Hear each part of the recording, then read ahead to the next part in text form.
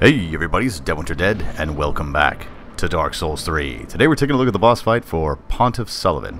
Now, Pontiff Sulyvahn is another one of those boss fights that is extremely difficult solo, especially for Dark Souls noobs like myself. There are quite a few people who can solo him. I soloed him, I think, on my third try with my third character. It was a melee build.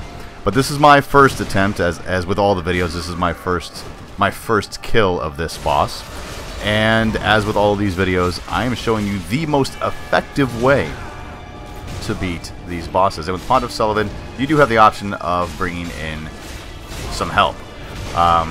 So I did bring in two Phantoms. Once again, you see the Black Hand. The Black Hand helped me out in the Abyss Watchers fight.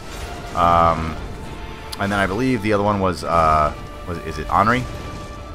So she came in and she helped as well. The good thing about bringing in Phantoms this fight is Sulyvahn usually focuses his attention on the Phantoms, which means you can try to sneak up and get a couple of sneaky hits. If you are going to try to solo him, it's best to try to stay up close to him, block with your shield. Now, you will reduce that damage, physical damage by 100%, but you will still take damage from the fire and from the dark magic effects that are on his blade.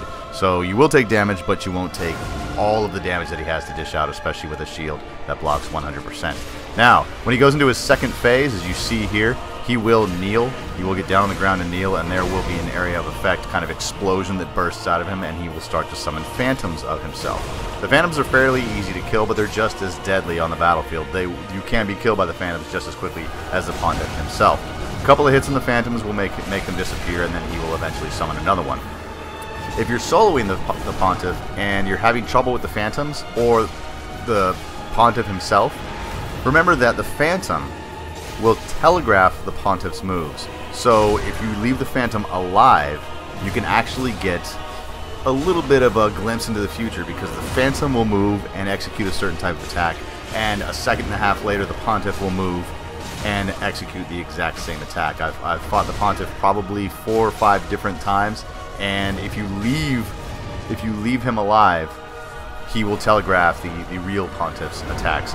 It also worked for me to kind of trap him in a corner, but so far the best tactic for taking down the Pontiff is bringing the Phantoms in. Because like I said, he will actually focus on the Phantoms and kind of leave you alone a little bit. But I hope you guys enjoyed this walkthrough for Pontiff Sulyvahn. My name's Dead. As always, thanks for watching.